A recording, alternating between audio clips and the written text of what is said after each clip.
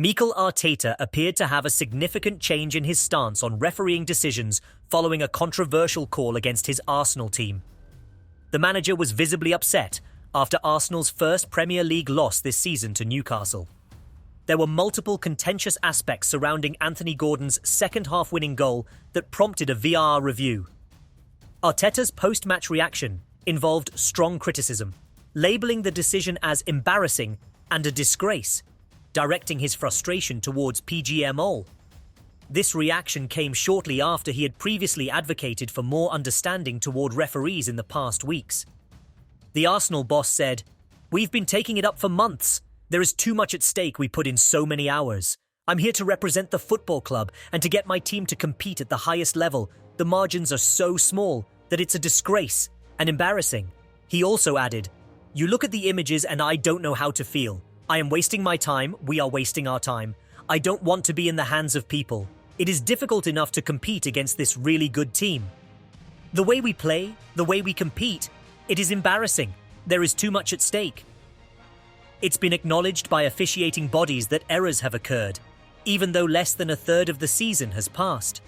Since the start of the season, both VAR and on-field officials have faced significant criticism for various incidents. Despite dominating possession with 60%, their offensive impact was limited, evident from the statistic of only one shot on target, a weak effort from Gabriel Martinelli. This lackluster performance didn't seem to justify earning 3 points. The previous Carabao Cup defeat by West Ham, although shrugged off by some, was significant for manager Mikel Arteta. His tactical response during the match against Newcastle, introducing Martin Odegaard, Martinelli, and Bukayo Saka in a late push to change the game's outcome, underscores the team's pressing need for a comeback. Arsenal's consecutive losses have raised questions about their ability to challenge top-tier teams like Manchester City for the title. The absence of a like-for-like replacement for the injured Gabriel Jesus, particularly in an away game scenario, has highlighted the team's need for a forward who can create goal-scoring opportunities in limited chances. This has put Brentford's Ivan Toney in the spotlight as a potential priority during the upcoming January transfer window. Furthermore, the goalkeeping position has also been a point of concern. David Raya's distribution showed improvement in the recent match against Newcastle, an area that was previously under scrutiny. However, his error in handling the ball during Newcastle's goal has raised questions about his positioning and reliability. This dilemma has led to speculation about whether Arteta should reinstate Aaron Ramsdale, who had a strong season in 2022-23 when Arsenal made a title push. The absence of key players like Martin Odegaard, who creates goal-scoring opportunities, was felt, impacting Eddie Nketiah's effectiveness on Saturday as he struggled due to a lack of chances. Overall, the recent performances have highlighted key areas of concern for Arsenal, prompting questions about their choices in player selection, potential transfers, and tactical strategies. What strategic changes or adjustments do you believe would benefit Arsenal in the coming fixtures? Let us know what's your thoughts. Arsenal Football Club wholeheartedly supports Mikel Arteta's post-match comments after yet more unacceptable refereeing and VAR errors on Saturday evening. We'd also like to acknowledge the huge effort and performance from our players and travelling supporters at St James's Park. The Premier League is the best league in the world, with the best players, coaches and supporters, all of whom deserve better. PGMOL urgently needs to address the standard of officiating and focus on action, which moves us all on from retrospective analysis, attempted explanations and apologies.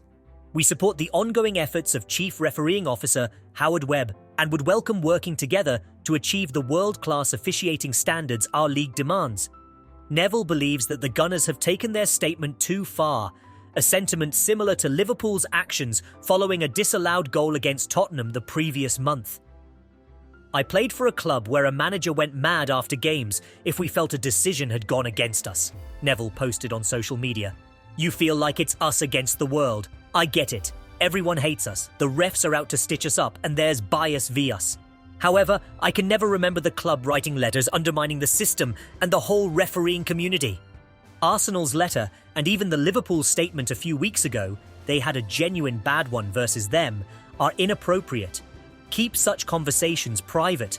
If I were Howard Webb, I would cease apologizing to them and focus on the job. managers and players make far more mistakes than referees. Arsenal's recent league loss, their first of the season, places them 3 points behind the current leaders, Manchester City.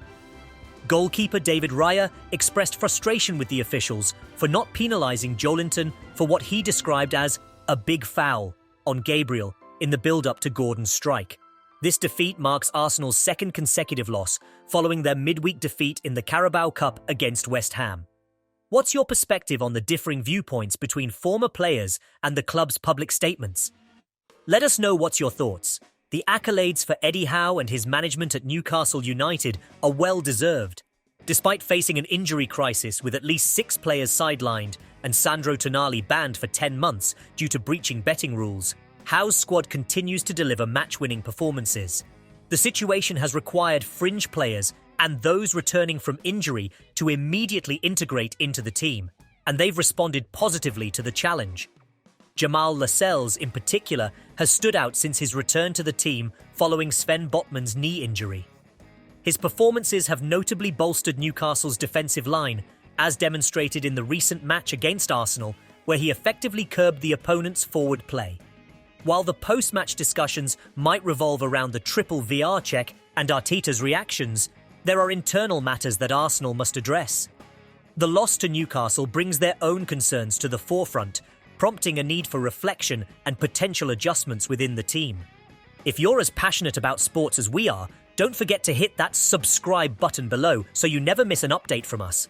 And remember, the game never stops, and neither do we.